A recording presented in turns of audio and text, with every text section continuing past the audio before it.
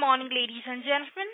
Welcome to Ujjivan Small Finance Bank Q2 FY22 earnings conference call hosted by IIFL Securities Limited. As a reminder, all participant lines will be in the listen-only mode, and there will be an opportunity for you to ask questions after the presentation concludes. Should you need assistance during the conference call, please signal the operator by pressing star then 0 on your touchtone phone. Please note that this conference is being recorded.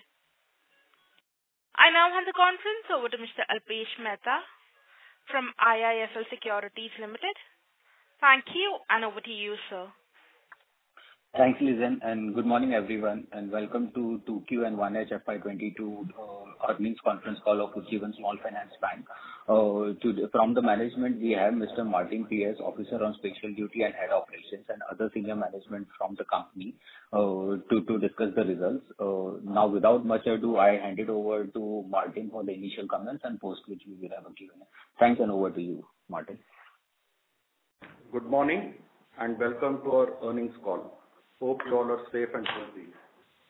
The first half of FY22 was fairly subdued, with Q2 witnessing gradual recovery. Early H1, the business environment was disrupted due to COVID wave 2. With economy improving post-COVID wave 2, business confidence has started building, leading to higher credit demand and improved collections, which were severely impacted in the months of May and June of this year. We are seeing a good credit demand in segments like affordable housing and MSE, as our logins are now higher than pre-COVID. In microfinance segment, the demand is picking up gradually. Overall, credit demand is picking up well. The improvement is secular across regions. South, which was the most affected by the second wave of COVID, has bounced back well, with an exception of Kerala. Among the other big states where we operate, Maharashtra and West Bengal are behind the national average. West Bengal is largely due to continued disruptions in commute as the local trains were not fully operational. Consequently, we are witnessing a significant improvement in business volumes, and collections are sustaining at 95+%. With this background, we worked on a 100-day plan, primarily focusing on 3 areas: rebuilding business volumes, improving portfolio quality collections, retaining talent. We are periodically evaluating the performance against the 100-day plan and expect to roll it forward until the end of this financial year. The disbursement in Q2 of this year has improved, rupees 3,122 crore, which is up by 114% compared to the year-on-year, 38% quarter-on-quarter. The improvement is across all business verticals. September disbursements were around 1,100 crore and October was around 1,300 crore. Also, we continue to diversify our asset book towards non-banking, micro-banking business, which now contributes 34% of the loan book. Collections, that includes arrears, are sustaining around 95% during August and September, leading to overall PAR declining to 18.9% as on 30th September, which was 30.8% as of June 21. A good proportion of the PAR reduction has come from the collections and normalization of the accounts. Balance reduction has come from restructuring. As of 30th September, our restructuring book stands at 1,480 crore, despite an overlap of 400 crore with total GNPAs. Collections in our restructured book is very healthy at 86% as on September and similar in October. Given that most of the restructured book was due for collection in October 21, we see overall October collections to be healthy and are confident of improving from here.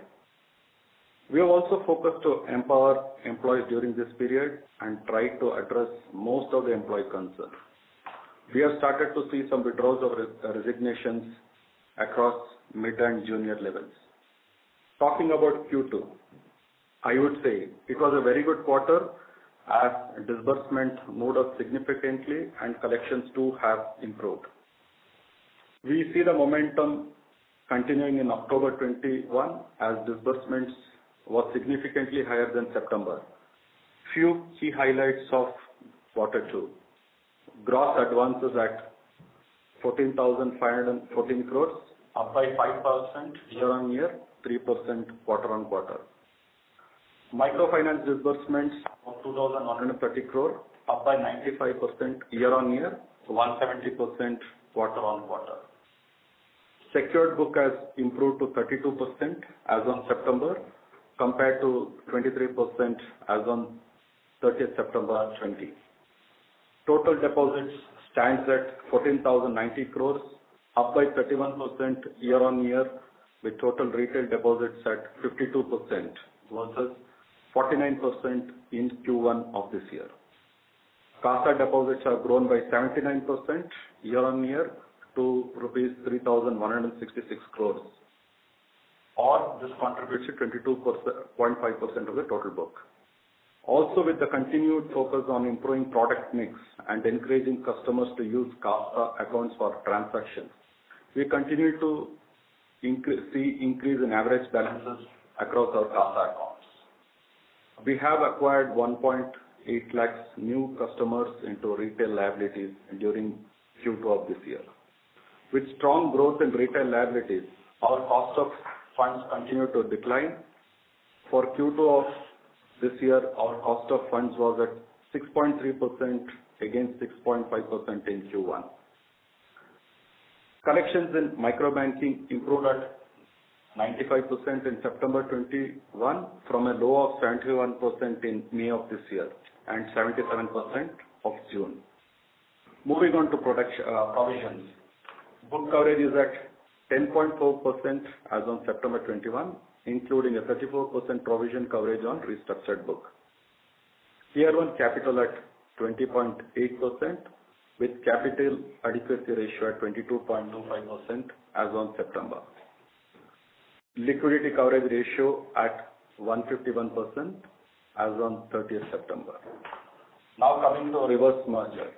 Earlier this year, RBI had informed SFBs intending to merge with promoter holding companies to approach the regulator 3 months prior to the completion of the 5 years of operation.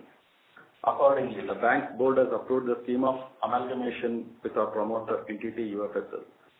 The same has been filed with the regulators.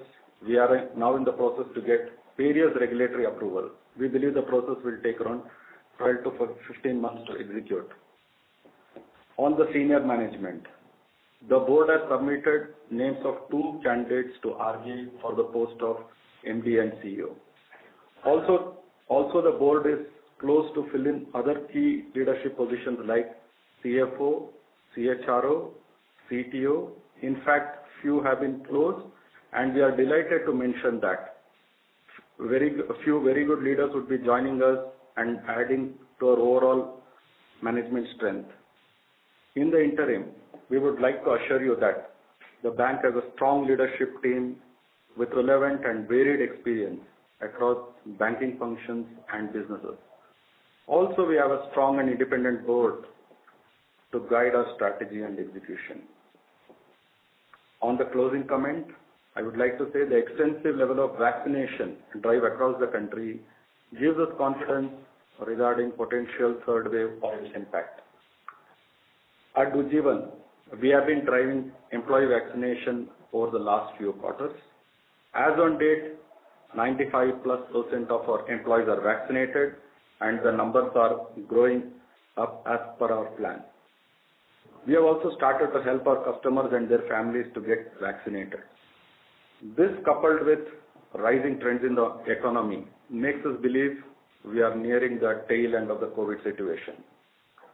To conclude, I would like to reiterate that as per our long-term strategy, we want to accelerate business growth and profitability, diversify our asset book, and build a stable granular liability base.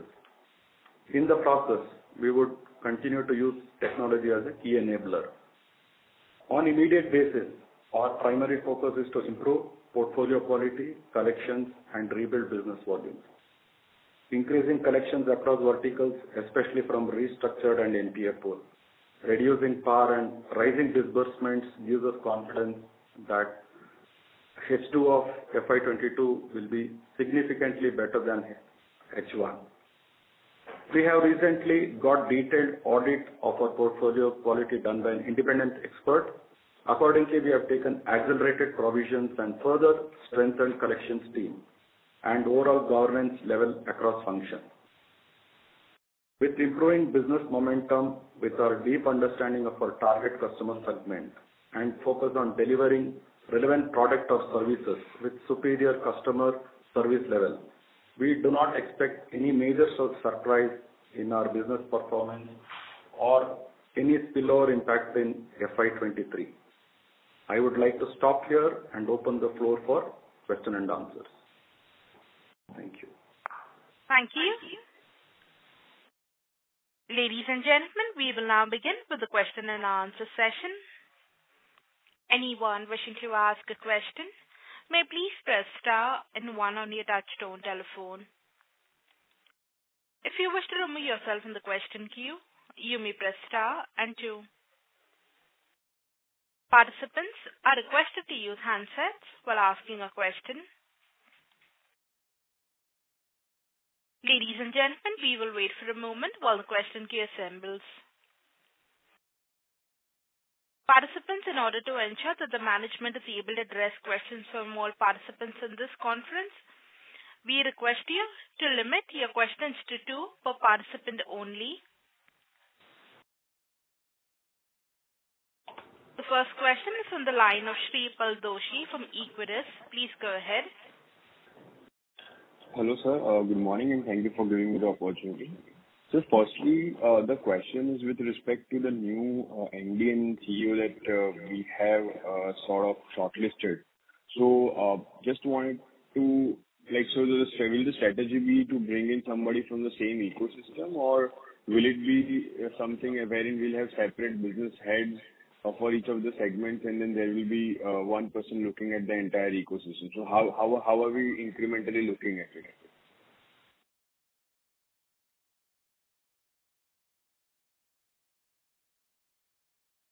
Hello? From what?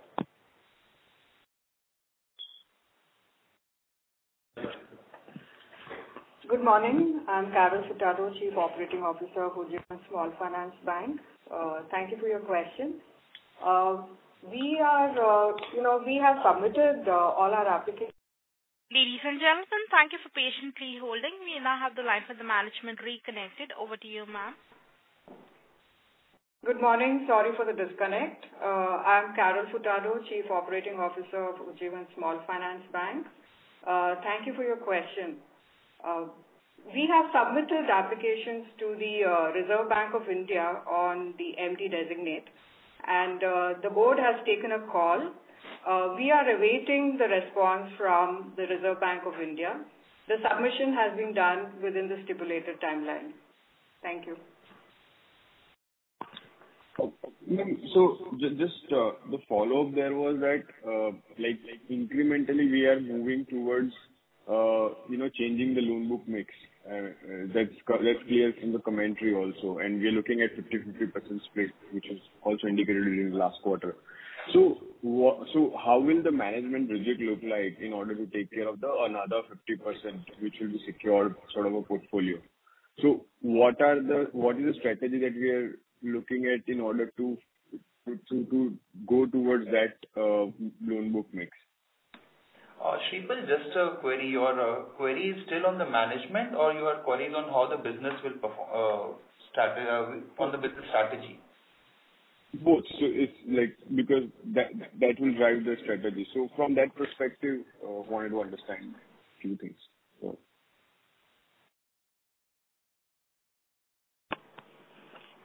Thank you.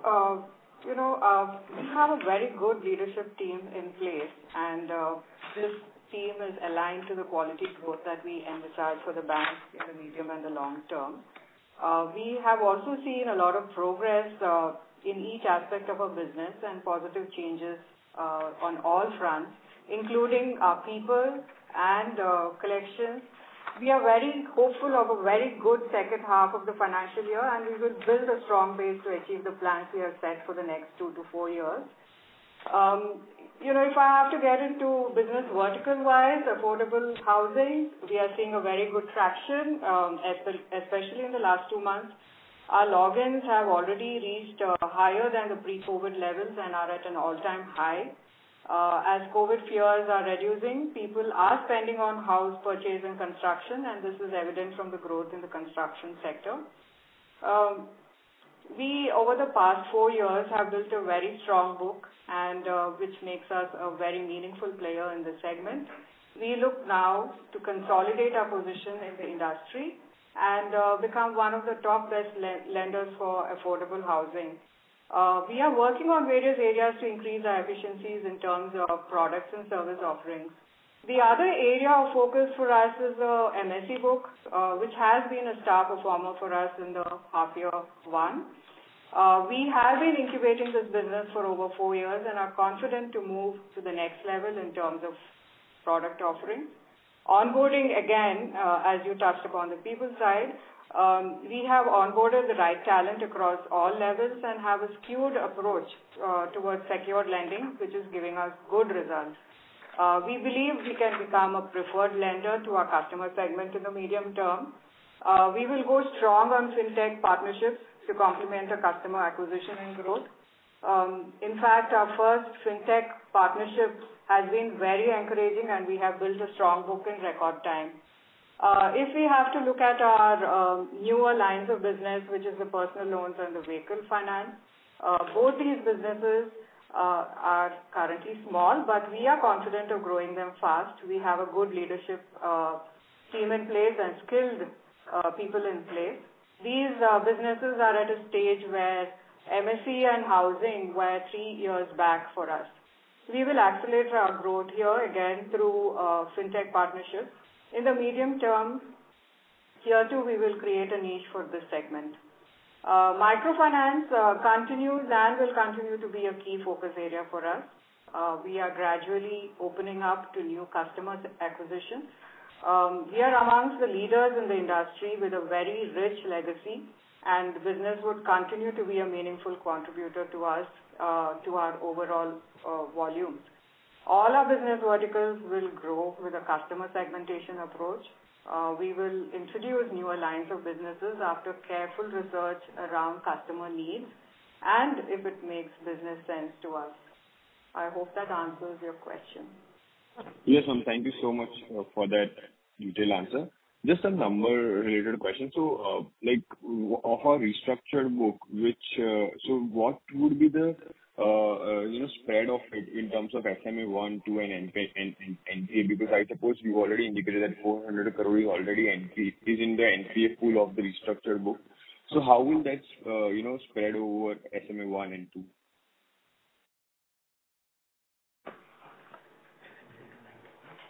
Good morning, Ashish Goel here.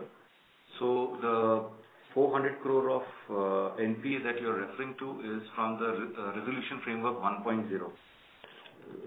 So this was restructured in the month of December, a total of 850 crores that we had as we had disclosed in our earlier earnings call.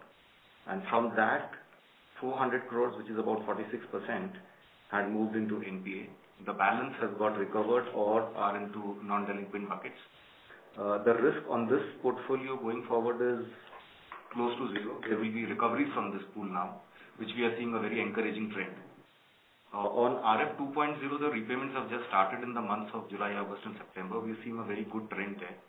As Martin mentioned, 86-87% and above. So that is a very stable portfolio. Sir, so basically, if I look at it, we have overall restructured close to 1911 crores, of which broadly 400 has slipped to NPA. How would the other remaining sort of 1,500 crores look like in terms of 30 plus DPD sort of a number or 60 plus DPD sort of a bucket? So, Shreepal, as on date, we have around 1,480 crore on book, which is restructured. Of that, 567 is PAR. Of that 567, 402 is GNPA. I don't think we'll be able to provide a bucket-wise breakup of the PAR number, which anyways is a very small number right now, around 165 odd crores. Got it. Just one last data keeping number question. What is the gross slippage and upgrades, recoveries and write-offs for the quarter? For the quarter? Yeah. Just a sec.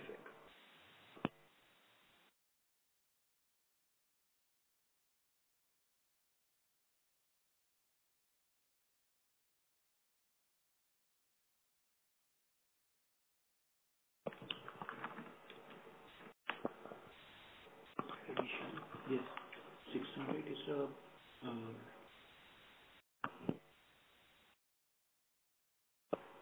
662 is the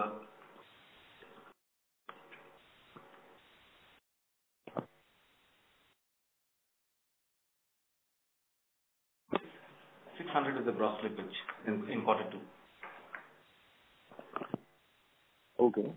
And the other part was sorry to with interrupt, respect Mr. Doshi. Upgrades is 140. Upgrades is 140. 140, okay. And recoveries? Yes, upgrades is including recoveries. Got it. Okay, sir. Thank you so much. Good luck for the next quarter. Thank you. The next question is on the line of Arun Kejriwal from Kejriwal Research. Please go ahead. Thanks for the opportunity. Sir, congrats on an encouraging set of numbers. I wanted to understand on the digital initiative that the company has been focusing on. We have invested a lot in terms of resources on this. So if we take a 6 to 12 month view going forward, how do you see these initiatives panning out for the company in terms of cost, manpower, saving and better business? Thank you, Mr. Kejriwal. This is Martin. Digital initiatives have been a part of our long-term strategy to create mass market bank. We will continue to work along the same lines, which was well laid in the overall mission of the bank. To elaborate on this topic, there are two aspects to this. One aimed at the back-end processes and other for the customer-facing applications. During the initial phase, the robotic process automation was heavily focused on back-end operations. Now we plan to extend it to other units within the back office and also to the business functions like micro banking and branch banking. During the month of October, we have added 5 more new processes to the robotic process automation. As we speak, there are 25 processes which is already live. There are another 24 processes which is in the final stages of testing. Coming to the artificial intelligence, we have launched our website bot Arya, which is currently available on our website and soon to be launched on WhatsApp, which can answer basic customer queries and generates leads at the moment and can converse in regional languages like Hindi and Kannada. We plan to extend it to 7 more languages. Also in the process of building more intelligence in the bot to make the conversations more human-like. Among the SFBs, we have the largest share of the UPI transactions. We have also entered into strategic fintech partnerships for sourcing of loans, repayment collection. The results are encouraging. We will be looking at more such partnerships to enhance customer experience. At this point, we have tied up with different entities for our personal loans, micro banking, vehicle loan, MSE and liabilities. And our customer onboarding journey has undergone a thorough revamp. It has been launched for the closed user group testing at the moment. And we see this going on scaling up as we progress in the next year. Right. Sir, one more broader type of question. There is a stated objective of the bank that they want to move towards a 50-50 loan book going forward. So if we take a 2 to 4 year horizon, how do you see things panning out, A, on the loan book front, B, where do you see the traction coming in, which would help in increasing the focus to non-microfinance? So your thoughts on this broader perspective. Thank you, Mr. Kejriwal. I will take the question. To elaborate a little on our medium term, like you said, our retail asset book will grow faster than the microbanking book, mainly due to larger volumes from the retail asset portfolio. This, of course, will contribute to around 50% of our portfolio and deepen our footprint in the aspiring middle class segment. I have elaborated in the first question about the details about our strategy for affordable housing, MSE, and our newer lines of businesses like personal loans and vehicle finance. Also, our microbanking will continue to be a key focus area for us, and we have also started opening up to new customer acquisition once again, now that the COVID has receded in most parts of the country. We have always been leaders in the industry with a very rich legacy, and our business will continue to be a meaningful contributor to our overall volumes. All our business verticals will grow with a customer segmentation approach. Even our deposit base will get more granular, and we will increase the wallet share of our existing customers along with the quality acquisition of new customers. Our focus on solution-based approach continues, and we will accordingly create products and features which are relevant for them. Just to also touch upon what we are doing currently, I would like to highlight that we have recognized our areas of concern transparently and are working strongly on a 100-day plan with business momentum across all our business verticals. Over the last 2 months, we have seen good progress in building the business momentum. In fact, last month has been a record month for us in terms of disbursements, despite the many holidays. Actually, the festive season helped us in faster traction, and our incremental overdues are also showing an improving trend.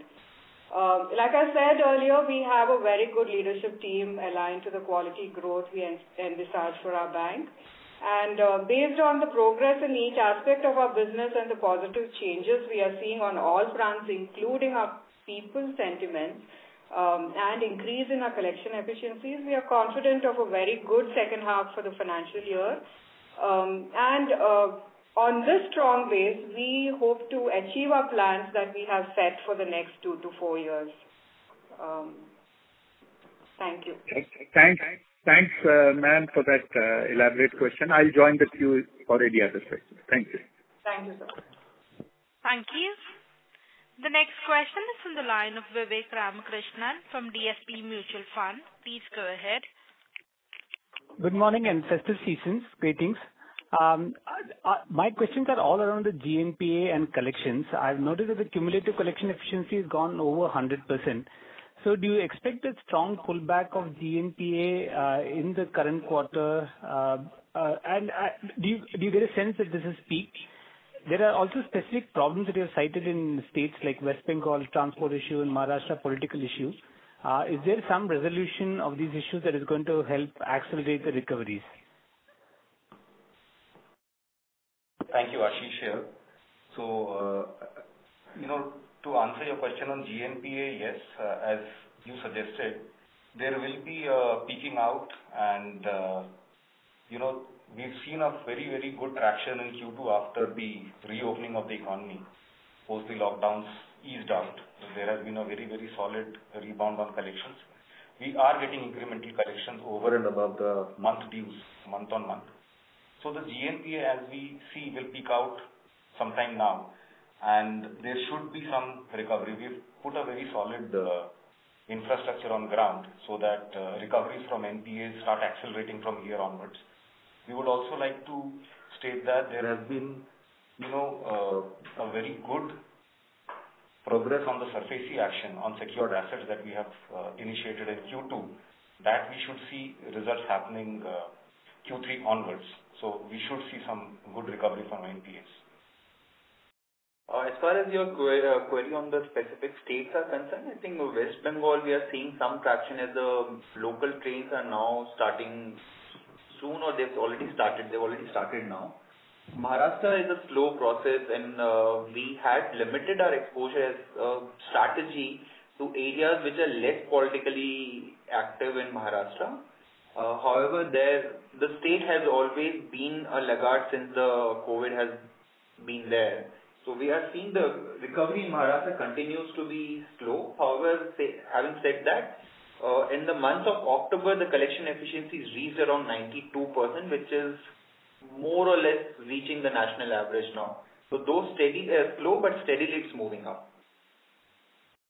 Excellent, sir. Just one follow-up question on the same nature.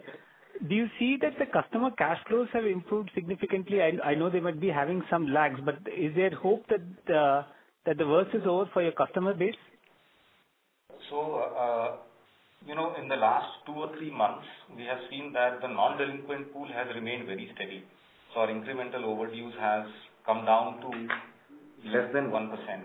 Our NDA collection efficiency has steadily improved. In Q2, it was 98.7. In going forward, we see a trend going even better than this. It is the NPA pool which is now starting to give us some recoveries, and therefore, overall, as we see, the collection efficiency will continue to trend upwards. Excellent, sir, and good luck to the team. Thank you, Vivek. Thank you. The next question is on the line of Renish Bhuva from ICICI Securities. Please go ahead. Yeah, hi, good morning. So, 2 questions. So one is on the provisioning side, on the P&L. If you could provide the, the breakup of the provision for NPA and restructuring.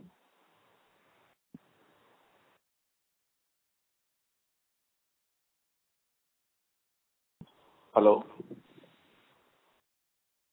So our total provision on the book is around 1,506 crores. No, sir, I'm talking about this quarter. I'm giving you the breakup. You want the breakup of that, right? No, I want for this quarter's P&L provision of 400 odd crores. Okay. So roughly 250 crore of this is towards your NPA provision. Roughly 63 was towards the write-off that we did, and the balance was towards standard asset provision. The standard asset provision that was there was because of the restructuring that we have done. Okay. So 250 crore is towards NPA. NPA provision. Got it. And just to follow up on that, so, in one of the calls we highlighted that for the entire FY22, our credit cost will be around 1100 crore to 1200 crore. So post this, review done by the third party, which led to the accelerated provision in Q2, does that guidance remain intact, or you would like to revise that upward or downward? Renish, the guidance was given after the credit quality audit done by the independent expert, and that guidance included all the corrective action plan that the management had put through. Got it. We are happy to say that we are the evaluation or the performance on that corrective action plan is up to the mark. Got it. And just last question on the collection side. So till September, there has been a steady uptrend in the collection. But in October, in few of the verticals like MFI and housing, the dip in collection in October. So what is happening there? I mean, is this something one should not look at very deeply? Renish, it is largely because October across the country there were a lot of holidays, be it east, west, south, across the country because of Navratri, Durga Puja and other holidays. There were a lot of non-working days which impacted collection. However, if you look at the absolute number of amount collected, which is in line with September. So there's actually not really a dip in the collection. And also given what Ashish already mentioned in one of his remarks, a lot of restructured pool came for collections in the October month. Despite that, the overall collection is in line with September, which is a very healthy trend. Got it. Thank you very much, sir. That's it from my side. Thank you. The next question is on the line of Vidhi Shah from Antique Stock Broking. Please go ahead. Yeah, thank you for the opportunity. I just wanted to know what is the collection team size as of now? We have two verticals, one for micro banking and one for retail.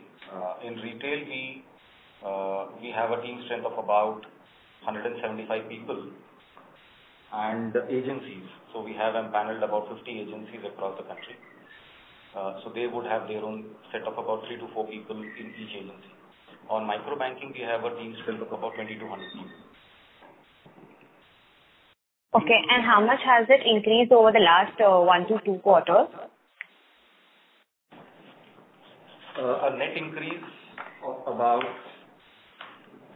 600 people. In microfinance, you're talking about? Yes, in microfinance, because microfinance is where we have, increased our strength in quarter 1 and quarter 2. Okay, and have any sales people also been diverted to collections? No, not really, because over the past month. See, what really happened was we at the time when disbursements were not, so the logins were not very high. All the teams, including the sales as well as the collections, were interacting with customers to get the arrears. Sometime during quarter 2, when logins started picking up, sales started focusing more on logins and disbursements, and collections took over the entire role of overdue collections. Okay, that's it from my side. Thank you. Thank you, Vidhi. Thank you. The next question is from the line of Viraj Mehta from Equirus PMS. Please go ahead. Yeah, hi team. My question is a little broad-based over last 1.5 years, what we are seeing. If I look at the total write-off and provisions we have taken, we are probably the worst affected bank across all, at least the listed microfinance companies and small finance bank, and even a large universal bank which focuses on microfinance. Now, what I wanted to understand, what led to such a larger provisioning on our part on terms of processes where we went wrong, or is it because we are, to be honest, compared to some of these guys, we are not even as concentrated geographically. And second, what are we doing to change the process so that whenever every 3-4 years such an event happens, the kind of numbers that we have thrown over last 1.5 years are not repeated in the future, especially compared to every peer of ours? Thank you. Hi, Viraj. So this question clearly has a lot of comparisons with a lot of other industry players. In fact, we would want to abstain from making any comparisons with anyone else in the industry. From our point of view, we had put a strategy in post-COVID 1.0 as well as 2. Both the waves had impacted our customer segment very severely, especially COVID 2. And the dispensations available were, allowing us to restructure accounts with provisions held for each account that we were restructuring. So obviously we have done all that was allowed within the framework, all that was allowed within the boundary conditions, and therefore our numbers are showing the provisions that we have taken on standard as well as non-standard assets. And I can also assure you that the management has taken all steps required for recovery, starting from reduced slippages from the non-delinquent buckets to shrinking the delinquent buckets in SMA 0, 1 and 2, and also focusing on building up the team strength required for collections from the NPA buckets. So we've not left any stone unturned in terms of recoveries and strengthening our collections infrastructure. We've also put a 100-day plan, as we said in the beginning of the presentation, and this 100-day plan is for disbursements as well as recoveries. We are happy to say that, as Deepak was also saying, the first couple of months have been exactly executed to plan. So we are talking from our point of view, we've done, exactly what we wanted to do. So I understand that both of you have. There was a lot of changes at the top level, which is kind of not your fault. So I really understand the candidness. What I wanted to understand is, even though we were basically not, I would say our disbursement were like pretty low till probably second half of this quarter for last 5 quarters. Our expenses, both operating as well as employee expenses, have significantly grown over the last 1 year, each quarter actually. Even this quarter, we see a significant growth in expenditure, both employee and operating expenses. Can you talk a little bit what explains this and what can be our forward expenses over, like what's the plan for next, a year or so? So Viraj, a lot of expenses that have come during this first half is towards collection efforts. So we, as Ashish mentioned, that a lot of off-roll employees were hired on the collection side. He explained how the team size has increased. He also mentioned about the agencies that have been hired. A lot of expenses during this first half is towards agency and the off-roll employee payment. And also some bit of a direct business expenses have started to pick up as business is now starting to grow. And that is in line with how variable expenses will go. So that has led to the increase in the cost to income ratio, which you have rightly pointed out. And also the income is subdued because of increased GNPA level, which does not allow us to recognize the interest income.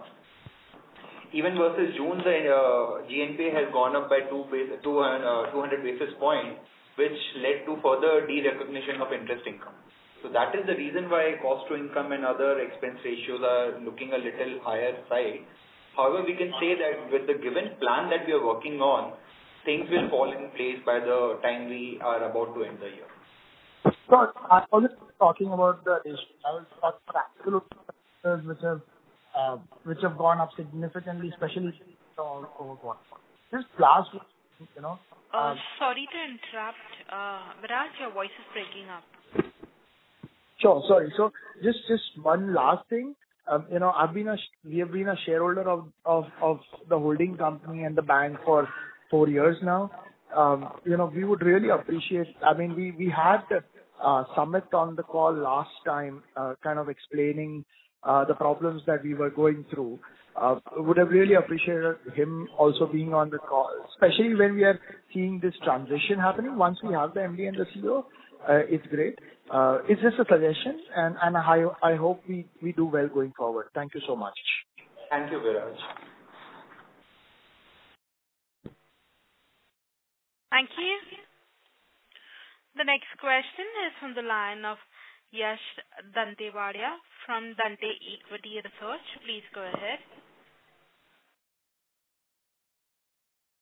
Hello. Hi. I would just like to understand what percentage of people are paying you or are coming forward to pay you back, whether it be the 90-day bucket or the 60-day bucket.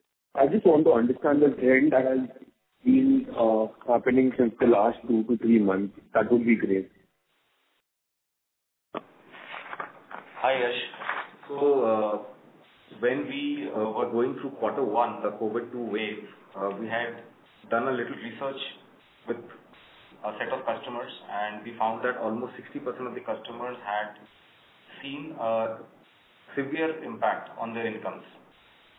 In Q2, we have seen that about 6 to 7% of our customers have regularly said that they are not in a position to pay. And this is broadly the number that we are also seeing reflecting in our slippages. Most of the customers seem to have bounced back.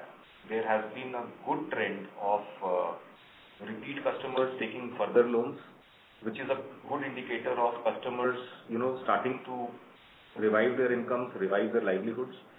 So that gives us confidence that most of the customers are actually past their, the impact which they had on their incomes. In terms of geography, customer segment, we have not seen any lag other than a couple of geographies where the lockdowns were extended or where, as local trains not functioning or things like that. But most of the other segments seem to have bounced back quite well. Also, what kind of measures are we taking to keep our management intact, especially the junior and the mid level and the senior level? I want to understand what measures are you taking to make sure that the employees are retained? Hi Yash, this is Carol. We have seen attrition across various levels in the bank, but one of our key aspects in the 100-day plan is to address the people issues. That's one of our key focus areas. We have put in a lot of programs in place to reach out to our employees and address their challenges and concerns. We have opened up all our communication channels, address people through town hall meetings and various forum meetings. Our business leaders have started visiting branch teams and working on a quicker resolution of people issues. We have also ensured that jobs are aligned to people skills and made minor tweaks in job responsibilities and in the organization structures. Few of the hygiene requirements were immediately addressed to ensure people's focus on schools. And achievements are applauded across the country. So we are seeing early signs of positive trends where our people are revoking their resignations and staying on with us.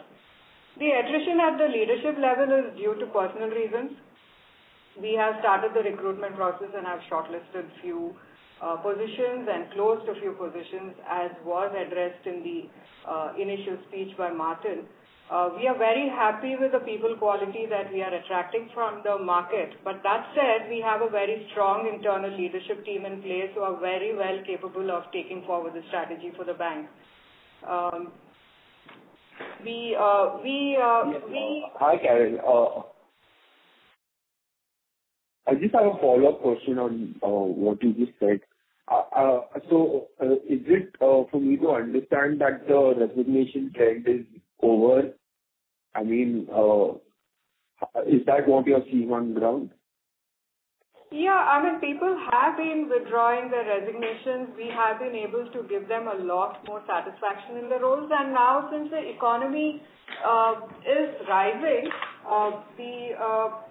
we do not envisage any surprises. And our book is now very well understood. We have taken a lot of steps to ensure that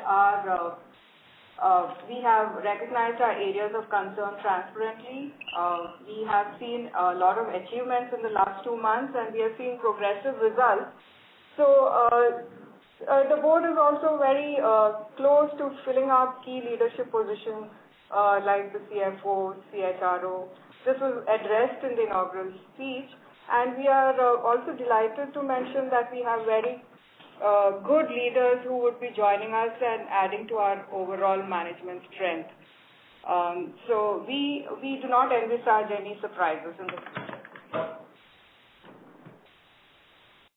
Okay, ma'am. Thank you. So now also from the write-off that we've taken in the last, let's say 6 months, what percentage do we see like people coming back and paying from our write-offs alone? I mean, if you can throw a number of how the trend has been in the last 2-3 months. Yes, it is too soon to give a number of what percentage of people will come back and pay. However, like Ashish mentioned, there is a significant... the trend that is happening right now, right? Obviously, you have a... Yeah. So there is a significant focus on increasing the collection from the NPA pool. As of now, what we can say is roughly 1/3 is the collection efficiency from the NPA pool, and we are focusing on improving it month on month. Thank you so much. I'm really satisfied with all my answers. Good luck, all the best to all of you. Thank you. The next question is from the line of Jay Mundra from B&K Securities. Please go ahead. Hi, sir. Sir, ma'am, thanks for the opportunity. The question is on provisioning coverage. And I think in the context that we had that, in the last call or maybe the last two calls, the bank intended to increase the provisioning coverage just in anticipation of, let's say, not so great outcomes. If I look at this quarter, the provisioning coverage has actually declined. At the same time, if I were to see the write-off that we have done in the last 6 quarters since the beginning of the pandemic, we have had somewhere around 1,700 odd crores rise in the GNPA. The only write-off that we have done is only 165 million or maybe 10% of, the rise in GNPA. So the write-off itself seems less. On top of that, the provisioning cover again looks low, and it is lower than last quarter. If I were to add the entire provisioning of around 1,500 crore on the entire PAR book, the number would be even lower. And this is coming in the context that, the bank wanted to have a very decent level of provisioning. So just wanted to get your comments here. Would this mean that, we would be keep providing at the expense of future profitability? Thank you. That's it. Thank you. Jay, just a bit of disconnect. When you say that the provisioning coverage has gone down versus June, I would highlight that as on June 30th, the provision PCR was at 75%, and as of September, we have maintained the PCR at 75%. However, the book coverage has gone up from around 8% as of June to 10.4% as of September. So that is what we meant when we said that we want to increase the provisioning overall. Versus September last year, if you compare, yes, definitely overall provisioning coverage, all that would look a little lower. Provisioning coverage last year was 86%. However, if you look at the pro forma basis, that was 71%. Last year, there was no NPA pool where you would actually compare, so that would not really be a good comparison. No, so I am looking at the specific coverage only. So if I look at the gross NPA at 1,700 crores and net NPA at 685 crores, the provisioning, the way, specific provisioning coverage would be... Sorry. Jay, I'll correct you here. So 1,700, the GNPA number is correct. Your total provisioning on the book is around 1,500 odd crores, of which 1,026 or 1,028 is NPA provisioning, plus 250 crore of floating provision is there. So the net NPA is 435 crore. The number that you are mentioning of 635 crore is probably an error that was there. So please look at it as 435 odd crores. Okay, but sir, in the last call also you had said there was an exchange filing which said that floating provision of 250 crores is a part of PCR. Right. Yeah. So I think that will be the same this quarter also. Yeah, that is the same this quarter. Floating coverage is part of the PCR. So PCR has been maintained where it was last quarter. However, the overall book coverage has been increased by 2.4%. Okay, sir. Thank you. Thank you. The next question is from the line of Deepak from KIFS. Please go ahead. Yeah, hi. Can you hear me? There's a lot of background noise from your side. Yeah, it's better now. Yeah. So on 30th, the board has approved merger plan, reverse merger plan, and I have observed on 29th itself the price was of 20% or so. So it shows that there is somebody is passing insider information. So how the board is planning to take such things seriously? Because 30th the publication was there on 30th, whereas the price increase was there on 29th itself. And how you guys are planning, because this shows that there is a lack of control on insider information. Thank you.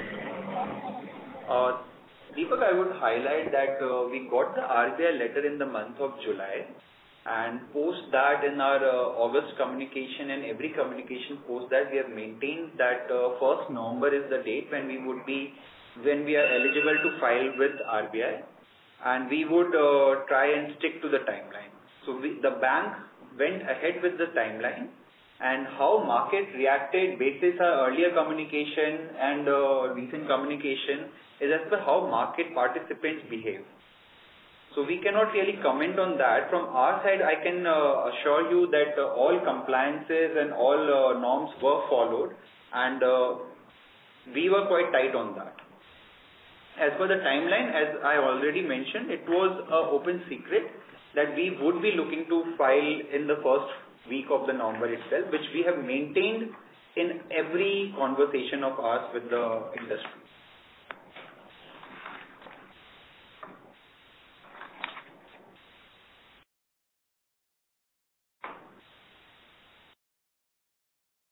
Deepak, are you done with the question?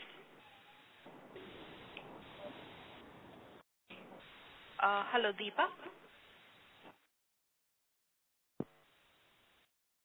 There seems to be no response from the current participant. Ladies and gentlemen, that's the last question. I now hand the conference over to the management for their closing comments.